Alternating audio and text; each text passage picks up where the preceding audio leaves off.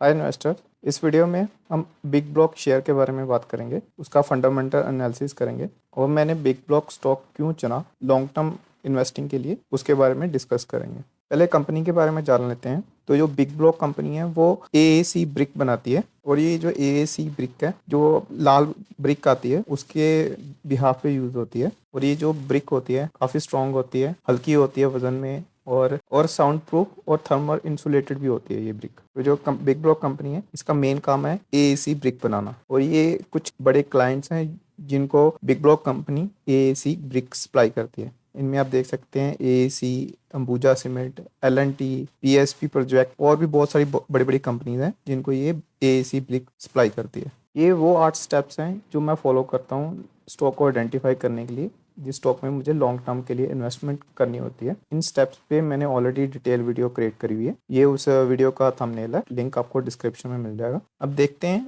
मैंने कैसे ये 8 स्टेप्स फॉलो करे बिग ब्लॉक शेयर को आइडेंटिफाई करने में और कैसे मैंने बिग ब्लॉक का फंडामेंटल एनालिसिस करा। बिग ब्लॉक शेयर के बारे में मुझे तब पता लगा जब शंकर शर्मा, जो कि एस इन्वेस्टर हैं, उन्होंने ओपन मार्केट से 3,65,000 शेयर परचेज करे थे 6 मई 2024 में 235 पर शेयर के प्राइस पे। और किन कारण की वजह से मैंने इस बिग ब्लॉक कंस्ट्रक्शन में इन्वेस्ट करने का सोचा, उसमें से कुछ कारण है। पहला तो कारण तो ये है कि जो एईसी ब्लॉक है उसका प्राइस रेड ब्रिक से कम होता है। जो लाल ईंट आती है उसके कंपैरिजन में जो एईसी ब्लॉक का प्राइस है वो कम होता है। और जो एईसी ब्लॉक होता है उसके कई बेनिफिट है लाल ईंट के कंपैरिजन में। उनमें से कुछ मेन कारण ये हैं, ये पेस्ट रेसिस्टेंट है और मॉइस्चर रेसिस्टेंट है। यानी कि अगर आप एईसी ब्लॉक यूज करते हैं तो आपको सीलन और कीड़े मकोड़ों की चिंता करने की जरूरत नहीं है। और ये जो एएसी ब्लॉक है थर्मल इंसुलेटर का काम भी करती है। जैसे कि नॉर्मल जो लाल ईंट होती है, अगर बाहर गर्मी पड़ रही हो तो घर के अंदर भी गर्मी होनी स्टार्ट हो जाती है,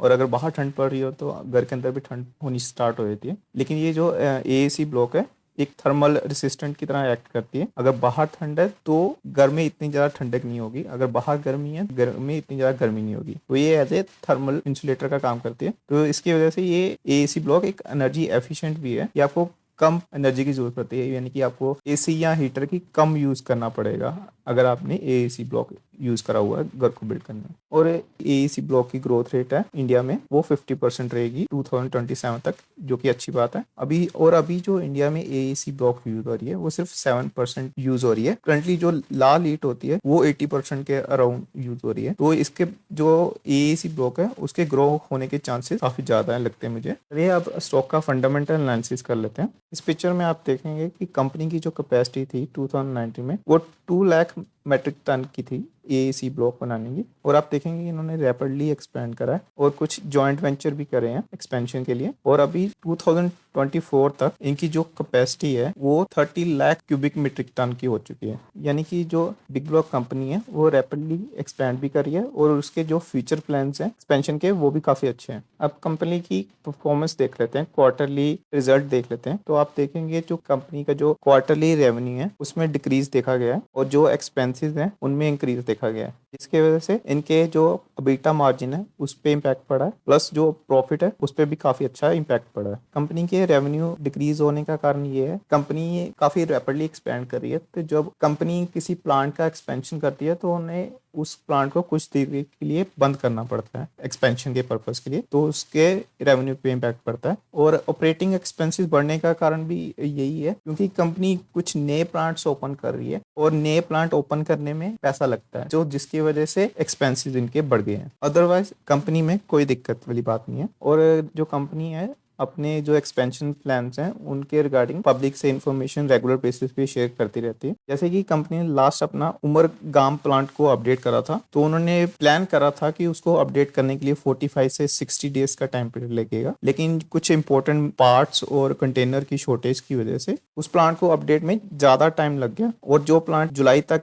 अपग्रेड होना था उसको अपग्रेड होने में 16 अक्टूबर तक का टाइम पीरियड लग गया। और ये एक कारण भी था जिसकी वजह से रेवेन्यू पे इम्पैक्ट पड़ा। और कंपनी ने जो वादा में प्लांट था उसकी कैपेसिटी को भी इंक्रीज करा है। पहले जो उसकी कैपेसिटी थी 2,50,000 की थी, अब उसकी कैपेसिटी बढ़ के 5 lakh cubic metre per annum की हो गई है। और दूसरा कारण जिसने क्वार्टरली रिजल्ट पे इम्पैक्ट करा वो था इनकी एवरेज कैपेसिटी यूटिलाइजेशन थी वो अराउंड 53% रही जो कि बहुत ही कम है। और उसका कारण है जो उन्होंने अभी रिसेंटली जेवी करी है साय सीमेंट से, उसकी जो कैपेसिटी यूटिलाइजेशन थी वो सिर्फ 11% थी। और जो करंट क्वार्टर का रिजल्ट था उसमें जो उन्होंने जेवी करी है उसका 11.9 करोड़ का लॉस भी इंक्लूडेड था। लेकिन अच्छी बात ये है जो सैम सीमेंट है उसको टेस्ट सर्टिफिकेट अप्रूवल मिल गया आईआईटी से। और ये जो एसएसजी कंपनी है ये इंडिया की इकलौती कंपनी है जो ये 20 फीट वॉल बनाएगी। अभी तक ये 20 फीट वॉल थी वो दूसरी कंट्री से इम्पोर्ट ही हो रही थी। और ये जो कंपनी वॉल बनाएगी वो ये वॉल है एसी वॉल पैनल बोलते हैं इसको। और ये जो वॉल है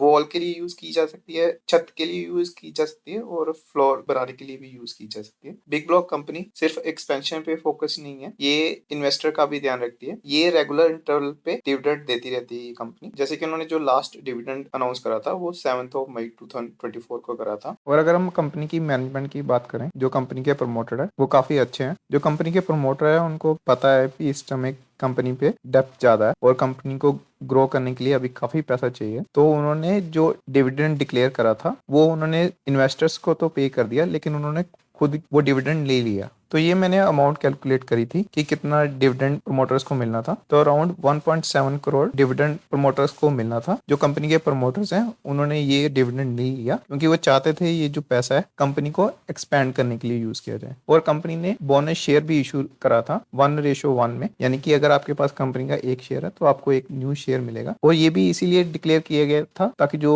एग्जिस्टिंग इन्वेस्टर्स हैं उनको बेनिफिट मिल सके। और ये जो बोनस शेयर था 12 सितंबर को क्रेडिट हो गया था अकाउंट में। तो ये जो कंपनी है बिग ब्लॉक ये सिर्फ एक्सपेंशन पे फोकस नहीं करती, तो इस कंपनी ने इन्वेस्टर्स को भी अच्छे खासे डिविडेंड और प्रॉफिट दिया है। और बिग ब्लॉक ने जो बोनस शेयर इशू करा था और इसके रिगार्डिंग जो मेरे टेलीग्राम पे फॉलोअर्स हैं मैंने उनको भी इन्फॉर्म करा था कि बिग ब्लॉक कंपनी थोड़े दिनों में बोनस शेयर इशू करने जा रही है। और बिग ब्लॉक कंपनी के रिगार्डिंग मैंने पहले भी 2 वीडियोस क्रिएट करे हुए हैं। अब कंपनी की प्रमोटर होल्डिंग देख लेते हैं। दिसंबर 2024 तक प्रमोटर है उनकी होल्डिंग है 72.63% की। और आप देखेंगे कि पिछले 5 क्वार्टर से कंपनी अपनी जो शेयर होल्डिंग है उसको कंटिन्यूसली इंक्रीज कर रही है और एफआईए की जो होल्डिंग है वो भी इंक्रीज ही हुई है। ये 1 डे का चार्ट है बिग ब्लॉक का और इसमें आप देखेंगे कि जो बिग ब्लॉक शेयर है उसमें अच्छी खासी गिरावट आ चुकी है। अब ये स्टॉक अपने लोवेस्ट पॉइंट पे ट्रेड कर रहा है। अभी जो मार्केट कैपिटलाइजेशन है बिग ब्लॉक कंपनी की वो 872 करोड़ की है। ये मार्केट कैपिटलाइजेशन बहुत ज़्यादा कम हो गया है क्योंकि अभी जो स्टॉक है अपने लोवेस्ट प्राइस पे ट्रेड कर रहा है। और बिग ब्लॉक कंपनी की जो पीई है वो 56.6 है जो कि काफ़ी हाई है। और पीई हाई होने का कारण ये है कि कंपनी की जो प्रॉफिट मार्जिन है उसमें अच्छा खासा इम्पैक्ट पड़ा है क्योंकि कंपनी एक्सपैंड कर रही है उसकी वजह से। और जो प्राइस बुक है जो पीबी रेशियो वो भी 6.6 है, वो भी हाई एंड पे है। और कंपनी की जो डेप्ट टू इक्विटी रेशियो वो 1.1 रेशियो की है। जो डेप्ट है वो पिछले क्वार्टर की कंपैरिजन में कम हुई है जो कि अच्छी बात है। ये कंपनी मुझे फंडामेंटली स्ट्रांग लगती है और इसमें लॉन्ग टर्म पर्पज से इन्वेस्ट किया जा सकता है। उसके कई रीजन है। पहला रीजन तो ये है कि जो एएसी ब्लॉक बनाने वाला सेक्टर है इसकी फ्यूचर फोरकास्टेड जो ग्रोथ है वो अराउंड 50% है जो कि काफी अच्छी है। और इनका जो प्रोडक्ट है एएसी ब्लॉक वो काफी अच्छा प्रोडक्ट है और कंपनी रैपिडली एक्सपैंड कर रही है। उसके जो फ्यूचर एक्सपेंशन प्लान्स हैं वो काफ़ी एग्रेसिव है जो कि अच्छी बात है। और सबसे बड़ी बात कंपनी के प्रमोटर हैं वो काफ़ी अच्छे हैं और अच्छे से हैंडल कर रहे हैं कंपनी को।